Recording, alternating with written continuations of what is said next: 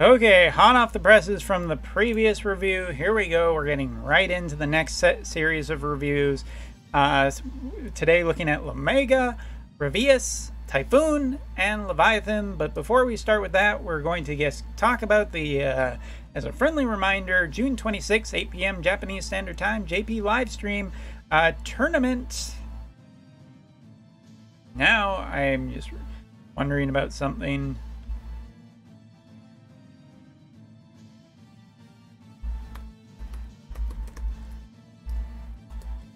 You know, have you ever had that moment where you've spelt a word that you've spelt probably quite a few times and you're just like, is that how that's actually spelt? I just had one of those moments, and I'm leaving it in because that's how real my videos are. Anyway, July news and the tournament will be happening on that live stream. Please show up. I would be happy to have you there and watch the potential train wreck. Either way, we'll get July news, and then we'll just maybe we'll just do a live intervisions about it right after. Anyway, moving on, let's head back and talk about the reviews, and this time we got Lameiga, Raviesse, Typhon, and Leviathan. A good batch of stuff to talk about, and we're going to start with the EX Awakening here of Raviesse, a character that I have quite liked for a long time, and much like in the previous video, gotta say, fairly happy with how this unit has kind of shaped out, even though I still apparently have work to do on this unit. I'm gonna have to leverage that. Alright, so taking a look, let's see what she ends up getting increased, and as always, I love to go on the supports first, because support abilities, I just love the idea of a consistently approved thing that I don't need AP to use. Improve, sorry, is what I meant to say. So defense HP buff from Paladin is now getting upgraded. Now to have a chance of being targeted by 5 for self, so basically hate generation. Huzzah. Always one of the things you want to see as for a unit, and if you don't want to see hate generation, you want to see more hate generation. This is just a good upgrade for a tank-based unit. I don't really think I need to explain why, it's just good. Next up, one of her abilities right here. This ability is getting a pretty massive boost. Before it was 196% modifier surrounding her deal damage ability, which is, you know, and I do like this ability a fair bit. Yeah, here it is right here. And the reason I like this ability is that, you know, as a tank, you're going to get units surrounding you, and the units are going to come from all sides and, you know, bombard you, and then you can just do this giant wave of damage. Is kind of a revengeance kind of thing, and I really love it. It was a 40 AP ability with 3 casts, so it was pretty expensive. None of that is getting changed.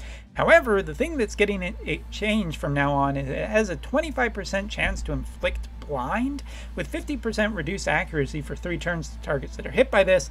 But sweet love of God, this is the part I love. Increase evasion rate by 30 for 3 turns to self. You did it. Did it, evasion people.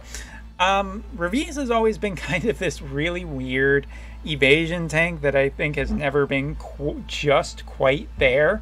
And I've always stated with a lot of the more evasion units that have been showing up recently is that they just need something extra to kind of push them over. They need something, a little bit of a boost. We need some new equipment. We need something for evasion.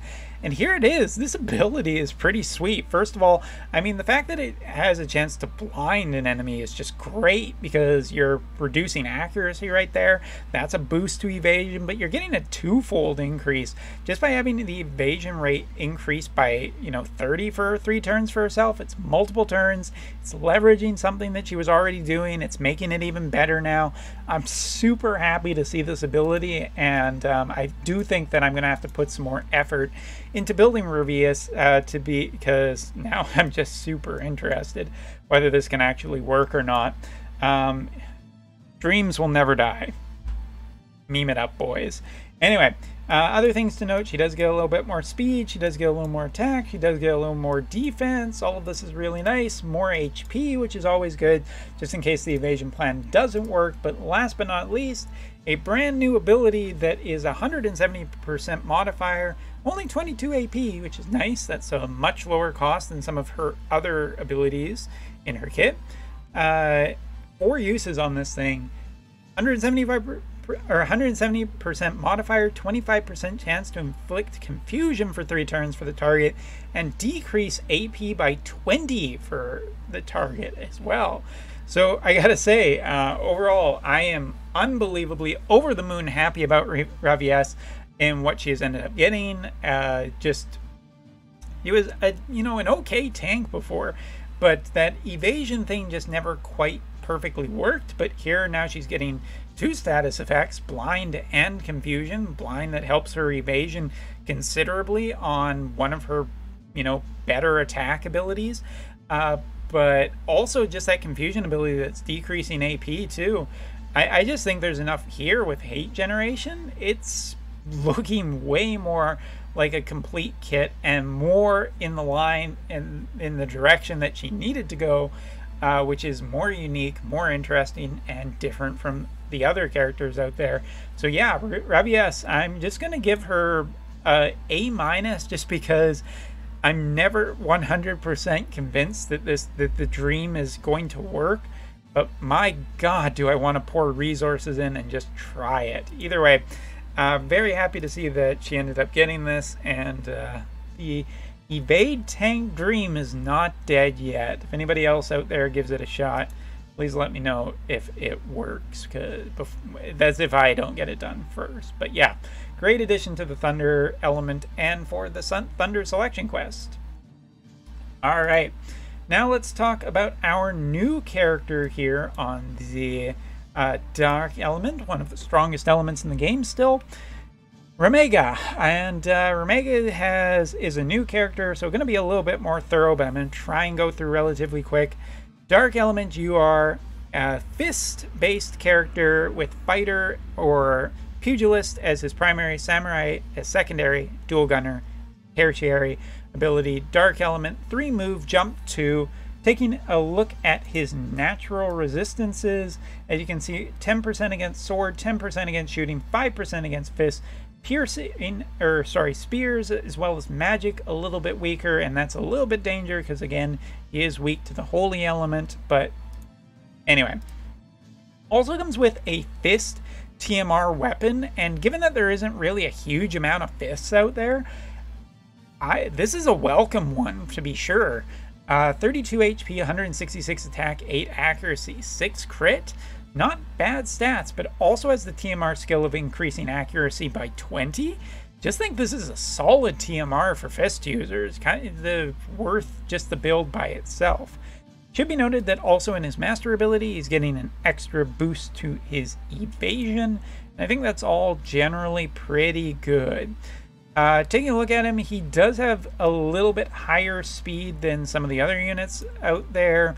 34 maxed out from his just from leveling and whatnot. Taking a look at all of his skills, he has the fighter abilities that increase his accuracy and upgrade the skill. HP and attack. Samurai gives him attack and increase evasion rate for decreasing defense. And Double Gunner gives him some missile abilities. More importantly, he does have the agility increase as well as the defense penetration, which is great for a damage dealer to always have access to defense penetration. That's just something that they need, and it is not missing from this kit. Because of that. Taking a look at his counters, I mean, they're just the standard counters for these classes, nothing overly interesting. So just kind of going to move on. But, that dual gunner one potentially gives himself, potentially gives him like some range on his counter. Whereas the samurai one just gives him a potential boost to evasion rate. So maybe that's the one you run? Not entirely sure. Taking a look at dual gunner, he has, the spread attack. He has some range attacks. He can inflict stun potentially on one of his abilities. He has increase his evasion rate by 30, which might be the only thing you run in his dual gunner kit, and maybe that's just good enough right there. He doesn't have any chaining, so that's a little bit disappointing. Samurai, he has the bravery increase, so that might just be good enough to run if you're looking to brave farm. It does also have the increased evasion rate for himself and allies. It's not as high as the dual gunner, but it does allow you to run Samurai with him and still get that evasion boost, so that just might be good enough. He has the damage and blind ability, his increased attack and critical rate for himself, and last but not least, chance to inflict slow off of one of his attacks. But yeah, his big thing is going to be his fighter abilities. He has access to almost all of the pugilist abilities that do have upgrades. He has human killer even on one of these abilities that breaks physical barriers and still has 170% modifier, which is very strong. And he has the one that, you know, does more and increases every time you receive damage for max increase of 75% to 210% modifier, which is very nice. And that also gets, when activated by a certain ability, it decreases defense by 30 for a single turn to the target, so that's also good. But he has increased strike for himself and allies, so he potentially works well with other fist units, and increased defense penetration by 20 for himself for 3 turns. So if you combine that with the fact that he has, what is it, 40 off of his dual gunner ability, you can essentially be running 60 defense penetration with him. That's pretty good for fist users. I think it's just really good. And his last ability, this one right here, is a new ignore float 165% modifier, but increases the modifier 15% each time you receive damage for an extra 45%. So interesting. I guess float gonna be coming back? I don't know, but overall, I think the thing I think about Lameiga is that he seems just pretty good, especially for a fist user.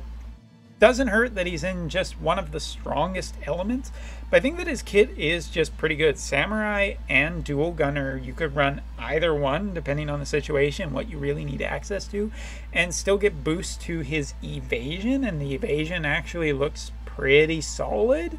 And taking a look at just his main job, he has good access to damage abilities. I am a little worried about a lot of his abilities are like take damage, because yeah, if you're taking damage, I mean, you're kind of running evasion, but maybe that's just a benefit for if you do get hit. Not entirely sure. One thing I do want to run in and just check real quick. Just seeing if the friend... this is good. We can take a look and see. Running with Odin, no less, and that vision card. An interesting title. Around 6,000 HP, 1,348 attack, which is actually very strong for a fist user. When I think of Tifa, I think that Tifa was a little bit lower than this, and other fist users as well.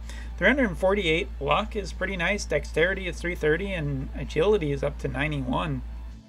I don't know. This might just be a really good fist user. Yeah, this might just be worth an absolute build from my recommendation. Dark selection quest. Maybe that's just the way to go.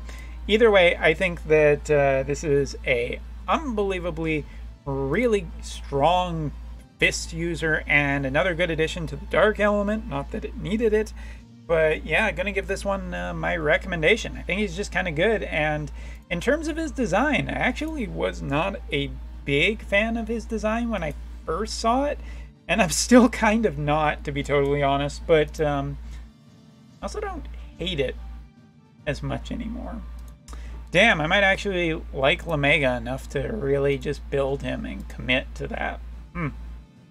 Alright, but moving on, let's talk about the summon. I'll give Lameiga... Actually, I'll just summarize my review scores at the end of this one. So let's move into Leviathan, who, interestingly enough, kind of his 3-star upgrade is, well, I mean, it's essentially one character focused in the sense that he is now getting Pierce attack increase, so you know that he's just meant to be partnered with a certain water spear user. And I think that's very good and everything, but really, and one thing I didn't talk about, personally with the current meta, one thing I didn't talk about in my previous video, I really would prefer Titan on Glassy just because of the thunder resistance. I think that's generally going to be better than putting Leviathan on her, although I think Leviathan now is by far the much bigger like DPS summon in terms of synergy with her. Like, you're just looking at a fair amount extra pierce attack, which just puts Leviathan into kind of damage overdrive, but also Leviathan gets increased critical damage too. So it's interesting. You could potentially put this on with Kraith or Glassy, and either one of them are going to benefit a lot.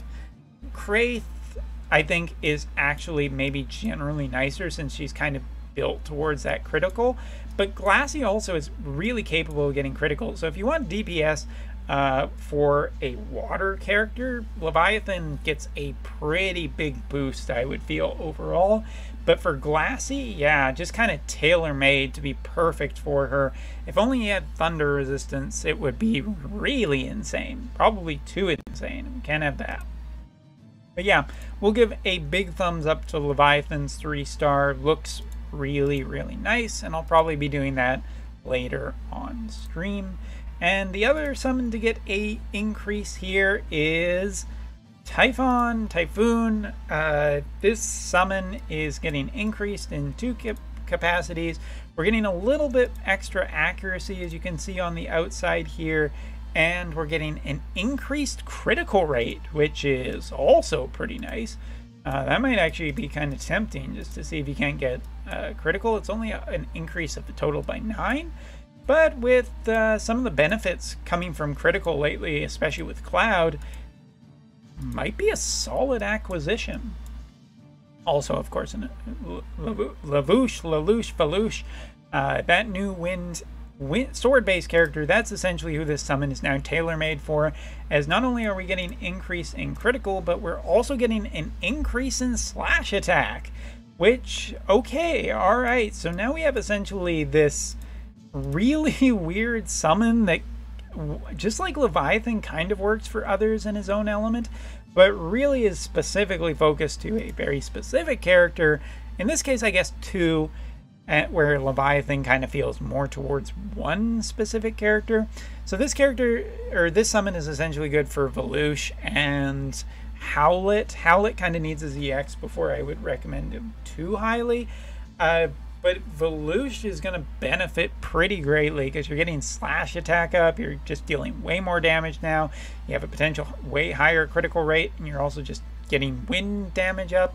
Yeah, both of these summons ended up getting a 3-star that kind of specifically pushes them towards 2 very, specific characters of what is currently available. And both focus heavily towards DPS. But that's not necessarily bad, considering those classes are both looking for upgrades. Alright, so general thoughts at the end here. Raviesse, I just love her EX so much, and that might be biasing me towards what I think of her, but I think that I'm giving her just an A- because it's really good. It's delicious food. It's finally some good food for evasion. I really like just the fact that she's giving a boost to evasions. The dark status effect is just perfect for her, and I think that she might actually be really good enough to finally be a contention, especially in limited guild war. I think that she could be a really interesting problem for quite a few teams. So that's interesting, to say the least. So I just love the synergy that's going on there. In terms of Lameiga, I just really like him. I mean, he's a selection quest unit, so he's not that difficult to get, but his kit looks really good for, an evasion dark-based character that is dealing more unique type of damage that not all enemies are really prepared to deal with. And he's just and unlike in, with some of the other units, like potentially Tifa, where strong vision cards and whatnot and really good synergy is just more difficult to get, I think that with the vision cards and everything, there's enough support there to make that Dark Fist really dish out a lot of damage. And his 120 friend unit looks just really good, and the TMR is solid. So yeah, Lameiga, I just give a big recommendation. I'd probably give him an A, overall. I would give him an A+, but without that limit burst, that's still going to be a sticking point. I'd love to see him just get a limit burst in the future, as well as all the other selection quest units somehow, just because a lot of these units are verging on just being really, really good a lot of the time, and just want that limit burst to show up there too. And in terms of Typhon and Leviathan, I think that they can work with others characters in their element, like could still, you know, Halloween Leela or Howlet are still getting benefits, but in the what is currently available, or, you know, like Titus is potentially getting a benefit there. But I think overall they are very, very specifically for very certain characters, and I think they will shine incredibly strong there. Glassy and Velouche are the two biggest winners from these new summons, but in the future, I think with any DPS unit in the future, they'll just be really solid. But Leviathan also, one last point from the previous video, I think that he is potentially also going to benefit from that new vision card too. So there's a lot of good stuff in this update. It's just actually a little bit too much for me. I feel a little stuffed. I'd like to take some of this to go in a doggy bag for potentially the month of July, where maybe it's just not going to be this tasty. Anyway, so we'll talk about some the remaining stuff in the next video, because once again, this video has gone on too long. So thanks for watching. Take care. See you next time.